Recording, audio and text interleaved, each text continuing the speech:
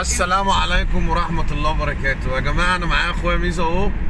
الغاية شيء والصحاب شيء والإخوات شيء تاني خالص، يعني إحنا فوق حاجة وتحت حاجة تانية خالص. يعني حد يفكر إن الغاية دي بتخلي الصحاب يبقوا أعداء والكلام اللي إحنا بنسمع عنه في المناطق التانية.